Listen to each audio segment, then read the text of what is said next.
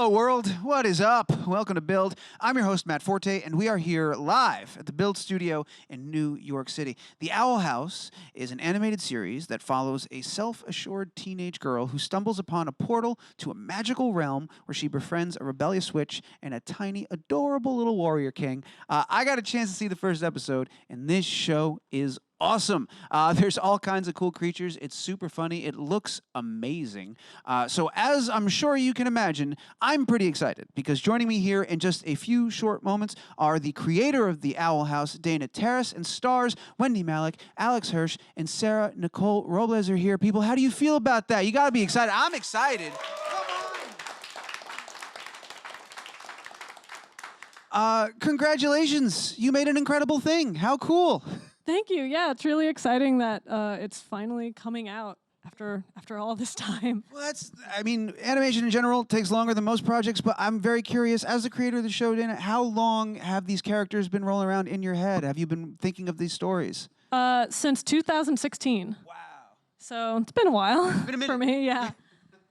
I know, and we'll get to how everybody kind of came to the project in a second, but I know you and Alex kind of know each other very well, and you worked together. You were storyboard artist on Gravity Falls. Yes. Were you at all dreaming of these ideas in the back of your mind? One day I'm going to have my own show.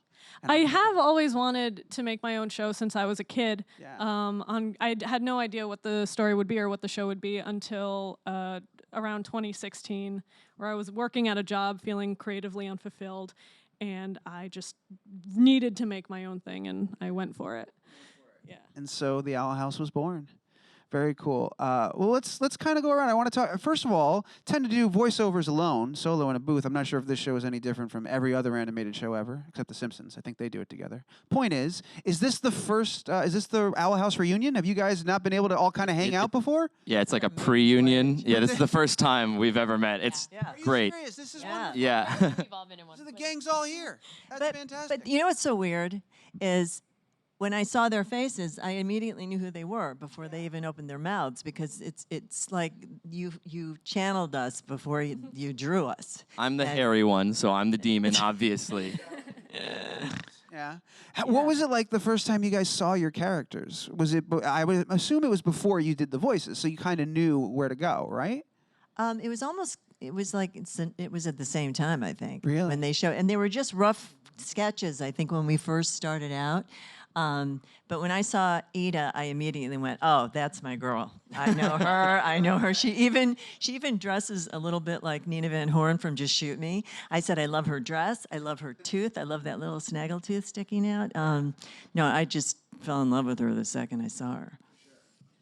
I don't know. Yeah, I'm trying to think. When I first saw Luce, I think she looked like this, and so I was like, okay, teenage girl, like so nervous. And then Dana, the first audition sides were like the Zora. It was like a funny little speech that she was doing, and she gave me like one note, and I was like, oh, I know exactly who she is. Dana knew. Where were you when you found out that you were going to be Luce? How'd you get the news? It's just like an email. Just an email. You got it. Like, hey, you gave us a call. I think you got it. And I was like, oh. I was like, Alex, I'd say your character is probably the voice that's sort of most removed from your natural speaking voice, unless this is an act. I think, yeah, this is an act. King is the real me. It's the real voice. It's basically just my voice slightly pitched up and slightly more of a jerk, but almost identical to the actual me. How do you make those decisions? There's a lot of great YouTube videos of you doing like all your character voices and like flying through them really quickly. How do you figure out where this one's going to land and what King should sound like? Sure. Yeah. I mean, Dana is the master of this world. This is her imagination made real on the Disney Channel. So, like I had a couple of different takes I wanted to do, and Dana kept saying like, not like more like you, just more like actually you, just you. I think there's just like noises I make that I don't notice when I'm making them, just like weird critter sounds when I'm eating or something. And she's like, yes, that annoying noise you do when you eat a pizza, put that into the monster. That's it. That's perfect. It's true. So from the very beginning, he was going to be the little monster, you knew? Yeah, I knew that from the beginning. You've always known that. Yeah. Alex is the little monster. Very, very cool. And have you guys all seen the full? You've seen a full episode by now? Yeah. Yeah. That must be amazing to see everything kind of come together and watch it all kind of brought to life. What was that like the first time you got to watch it and see Ito walk I just around? saw it last night. Yeah, when I got in last night, I hadn't seen anything put together. So it's just those tiny little fractions of scenes you see when you go into to do ADR. But I found it utterly charming, and I think it's such a great message for young people and old people to be your own freaky self. Find that thing that makes you you, and don't try to be like everybody else. It's a real acceptance thing for what may feel like nerdy now is probably going to make you the fabulous person you're going to become. Yeah, really neat. It's got that perfect blend of like there is a great message, but as we saw just in that 2-minute clip, there's a ton of laughs. It's really funny. As the show creator, was that something that was important to you from the beginning? That it's not just like a show with a message, but it is a show that people genuinely laugh at and enjoy. It's a comedy. It's a really fun show. Yeah, well, I am an entertainer, so I try to entertain, whether it's by making people laugh or making them feel something. Our show is on the scary side, so we always try to go full force with the scary, but pull back with a little bit of comedy to make to say like, it's all right. Yeah. Yeah, you do great. Even in the first episode, there's a great job of that. And I'm not going to reveal any spoilers or anything, but there is a character that shows up that's like pretty intense. But you do balance it out almost right after. Really, was that a hard balance to find as you were working on the show, or do you feel like after, especially working on shows like Gravity Falls and whatnot, you kind of know how to navigate those waves? Gravity Falls was definitely a good lesson in how to do that, but I think after a few episodes in the first season, we found our own rhythm, and we learned how to balance the scary and comedy pretty well. Alex, it sounds like you were always destined to be the tiny monster, but also this is, you've done a ton of work, but I feel like, and I could be wrong, this is the first like regular gig you've had since Gravity Falls in terms like you're on this show every episode. This is like a home for you. Was it important that the next like consistent thing involved magic in some way? Was that like special for you? I mean, it really just comes down to like working on things you think are going to be great, and with people you trust. Like I knew that Dana had something really awesome, and when she asked me to do King, I said, "Are you sure you don't want to find someone better?" But when she insisted, I said, "Yeah, I would absolutely love to do it," and it's been so much fun. I'm also the voice of that incredibly annoying owl door. That incredible, memorable voice. That was, I think, something I did for the scratch track, and I assumed they were going to replace it. And hoot hoot, I'm a door is now. I apologize to all the parents of America. You're going to have to hear your kids saying that now. So It totally sounds like the throwaway voice you use. It Just like, is. we need something. I was like, oh, okay, here's the voice. here's the irony, though, is literally the voice of Mickey Mouse is Walt Disney doing like, oh, I'm a cartoon character. You know, like it's just an adult man to be like, I'm a little thing. And then they just never changed it. So like sometimes the thing that you just... Your basic female impersonator. Exactly right. Sometimes the things that you don't try that hard on can be a lot of fun. Yeah.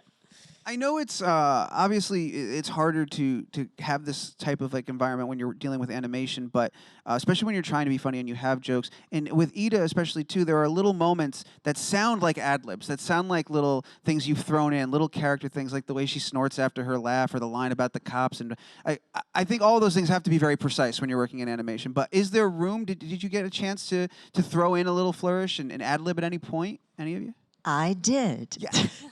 And no, these guys, Dana and her crew, were so fabulous in that they would let you do different takes, or I'd say, you know what, I got something. Can I try something? And they would always say yes. And sometimes it worked and sometimes it didn't.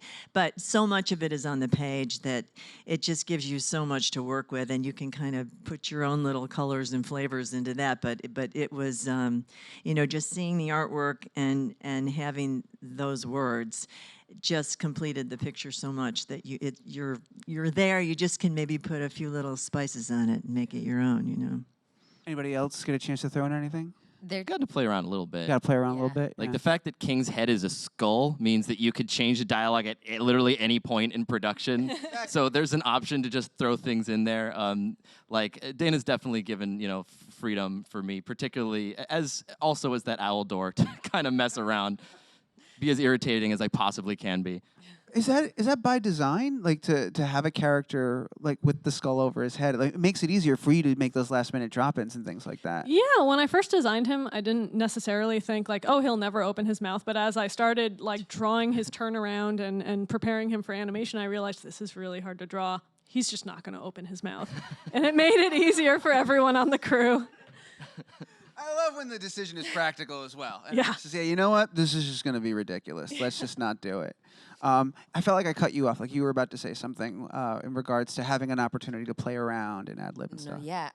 Well, just it's something cool because I've never had it before where like I really got to know my like Dana does. We've all been saying Dana does everything. She's like a superhero, but like I actually got to know her, and so like she would write stuff knowing the way I am, and vice versa. Like when I would read it, I could hear Dana making that joke, and so like I got to improvise, but also like she said, like a lot of it is on. She knows all of us already. So a lot of it already is like the joke I would make, you know, or I'd ask her, I'm like, how would you say this? Just tell me, like, I don't, you know, like I know. Or I feel like definitely got to improvise with Creepy Loose. Yeah, Creepy Loose is Creepy Loose is, yeah, you'll see her, you'll meet her, you'll get to know her. Keep an eye out for Creepy Loose. You know, going back to when you got that email, what was it about regular Loose, not Creepy Loose, that you were so excited to play and why you wanted to be a part of the show and bring that character to life? Oh, she's just like everything. I don't know, everything I would want to ever play. Like, she's a really good person, right, at her core. And she's really brave and, like, ferocious and loving with her friends and, you know, super loyal. But she's also, like, a total freak, like, helplessly, like, bizarre. And, like, even I don't know, like, when she writes stuff, like, I'm always laughing. I get my fiance, I'm like, look at this. Look what I get to say. And she's just, like, the weirdest person. It's, like, endlessly fun. I never know what I'm gonna get to do. And, like, sometimes, you know, like, it's a lot like my own voice. Like, it's just me, like, a little bit younger. A lot of times you don't get all that, like, flexibility. I get to do everything, so it's super fun. Yeah. I couldn't wait. This is, you've done a bunch of animation stuff before as well, but I think this is the first time that you're right there, like you're on the poster. Yeah. Number one right there. What was your longest VO session like? Is it exhausting to have to have all that dialogue and track all that stuff? She's really good to me. She never gives me, like, I'm never there. Like, I've had other voiceover sessions where I've been there for like 6 hours. Wow. And I'm like, nothing left in my soul. But they're really good to me. I never felt like that. Like, yeah, you sweat. Like, because even though you don't see me, thank God, you don't actually ever have to watch me act. But you all know, like, you're still acting. Yeah, you're still acting. Like, sometimes you're like, you can't move, you're on a microphone. And I'm like, ah, you know, like, and jumping around. So, like. It helps. It helps get into it. Yeah. For sure. Are there, like, tips and tricks? You have a little survival kit, like various teas and lozenges? Oh, I'm curious to know, what do you do for your throat when it gets skanky? Oh, Question. Industry Industry term. They always make fun of me because I'll walk in, I have like a 64-ounce water bottle. I'll also have a cup of coffee, and I'll also have like 3 cups of tea with like honey and ginger and turmeric, because like you don't know what you're gonna need. Like sometimes you're really tired and you're like, I need to be a cartoon character right now, so you need a little coffee. Most of the time I'm just super thirsty. Lots of vocal warm-ups. Yeah, vocal warm-ups are good. And what do you do for your throat? Just gargling water, and just like there's some days where there's more voice than others. Like luckily, like King is pretty close to my voice. Hootie I can do. On Gravity, when I did Grunkle Stan, that one was tough. That was a lot of the hardest character. A lot of tea, a lot of lemon, a lot of honey. Like some days there was more Grunkle than others in my throat. You know. But do you know about? Grunkle Do in the people? throat? Do you know about apples? Is there an apple secret? An apple slice is supposed to be a really good thing, and I've heard that actually tea with lemon is not a good thing to do right before you're working. You can do it afterwards. I've been making it worse, guys. No, I think you're doing just fine. I'm just saying. I always am curious because my voice, when it gets tired, I get a scratch in it. Really? And yeah.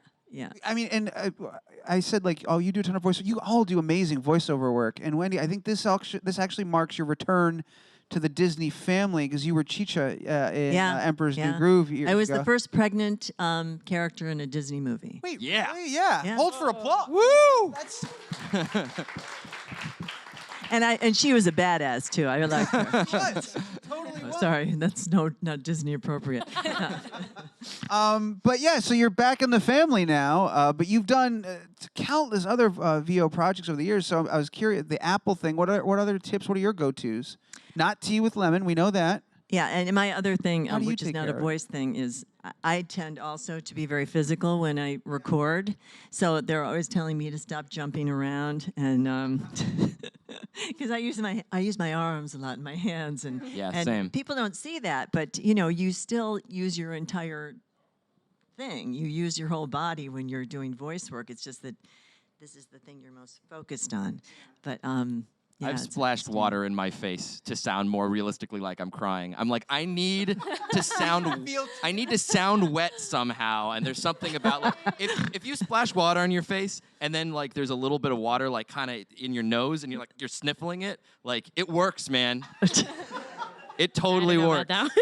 I'm not a They real have to actor, mop guys. down your sound booth You when do you're you, you do finished. I'm an animation guy / writer who's like pretending to be an actor. So I need these tricks because I can't really do it. Your method.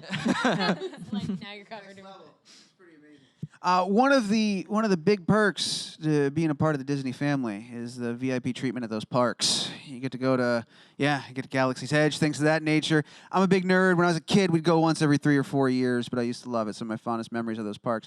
And as someone who started off his career as being in animation, the dream was always to create a property that would one day be in those parks and see either a ride or something like that. Now, Alex, I haven't been there in a couple of years, but I don't know that I ever saw Gravity Falls. They never did. They never did, right? Some dreams don't come true.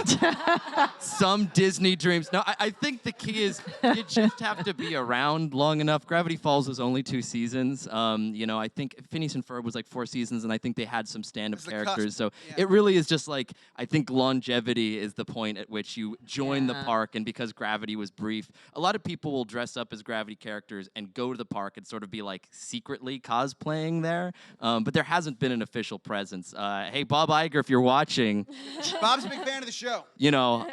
Country Bears, just turn it to the Mystery Shack. Can't be that hard. Pop right in there. literally has plans. He's like, I have Yeah. blueprints. Yeah. People look at me like I'm insane for bringing that up, but you've been thinking of it. You know, it'd be cool. Oh, yeah, You know you want absolutely. it. So to that end, Dana, where do you want to? What would be the dream scenario for you to get the Owl House in the park? I would love to build the actual owl house somewhere. I don't go to the parks that often. I don't know where it would be, but I would love for people to be able to go into the owl house and just like see all the weird crap that would be in there. It would be in Fantasyland. That's what she meant to say. Okay. I think you should just randomly put an Ida in the middle of It's a Small World. Just like while you're going kicking around, things like, don't over. listen to it, kids. She's like got one by the hair. They're all cons. It's a big, horrible world. It'll drain you dry. Come with me and I'll show you a really good time. Yes. What internet petition do we have to start right now to make this happen? We're gonna go to audience Q&A in just a second, but again, I just wanted to congratulate you guys. The show, it's fantastic. You've done an amazing job, and it's really exciting to see. Thank you. You're very, very welcome, and I'm super excited that I got a chance to talk to all you guys. It's airing this month on the Disney Channel if you're watching this at home right now, and so keep an eye out. That's right. Just keep an eye on the Disney Channel for it, and you're going to love it. It's a fantastic show. We got a couple of questions in the room. The first one we're going to take, they have a microphone, and it is this young man right here. Hello. Hi. Since this show is so beautiful with this character designs, and Dana, your designs you always put on Twitter on your account. I was wondering if some of your old artwork got into here. Like I think I saw in the intro your caricature is probably a character. I'm not sure. Yes. As far as that goes, my little caricature, we call her Tiny Nose, is a character in the show that I actually voice every now and then. She's Yeah. very good. As for other designs, I do design some monsters and creatures that my designers make much better. But most of the designs are based off of my artistic influences, which come from Hieronymus Bosch, Remedios Vero, and John Bauer, who I'm big fans of. Thank you. Gosh, that makes a lot of sense. Yeah. First Disney property with heavy Bosch influences. Real quick, speaking of like the artwork and stuff within your Twitter, I was going through your feed, and there are people that have been cosplaying as Ida. Yeah. which is pretty incredible. Have you seen that one? No. I'll share it You afterwards. gotta see It's- these photos. it's They're wild. amazing. Yeah. I'm so sorry. I'm doing a bad job. I didn't remember the Twitter handles to shout them out. But those of you, the few people that have done this, you're awesome, and you should know that we all saw it and think you're awesome. So there we go. We'll show you after, Wendy. They're How phenomenal. cool. Yeah. Ida's already a style icon. Yeah, exactly. Shocker. It's pretty crazy. Kate, do I have time for one more? Yeah, let's get one more question, please. Right here in the front. Go for it. Hi, Alex and Dana. My name is Jarrell, and I have a question for both of y'all. I'm going to start with you, Dana. What is the inspiration behind Owl House? Like, what drew you into drawing this beautiful atmospheric world with all these creatures inhabiting it? And given the Easter eggs that you have placed throughout the trailer, is it possible that it could be set in the same universe as Gravity Falls? Well, as I mentioned before, a lot of my influences came from Hieronymus Bosch and all those artists. Medieval illuminations with little creatures in the corner. I always thought like, oh, it'd be fun if there was like a cartoon that was as weird looking as that.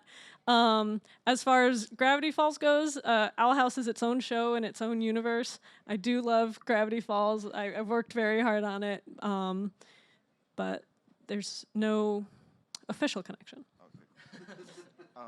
With you, Alex, I know you're doing a new series on Netflix called Inside Job. Is there any news you can share in regarding the production process, how far it is in the line with that, and what is your favorite storyboard episodes you might have wrote for it? Well, I mean, I will say that there's a couple of projects I'm working on Netflix. The show that I'm creating hasn't been announced yet.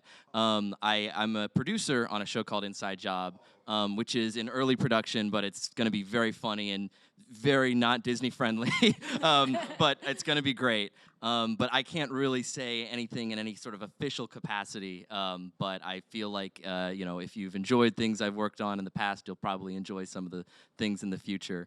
But maybe not for the kiddies. But not for the kiddies. Yeah, at least, like they might use your account, but,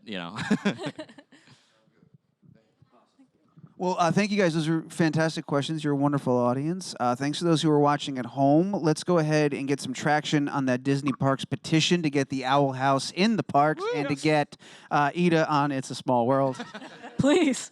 I feel like that we could do real easy. We could do that tomorrow. We can make that happen. We just got to get one of the little robots, put a Crossover wig on thing, it. I think. Yeah. In the meantime, while we're getting that moving, keep an eye on Disney Channel for the Owl House this month. You're going to love it. I'm telling you right now, it's fantastic. Thank you so much, everyone, for being here. I want a ridiculous amount of noise to thank our guests. Give it up for Alex, for Wendy, for Sarah, and for Dana for being here. Thank you. Thank you. Thank you. Thank you.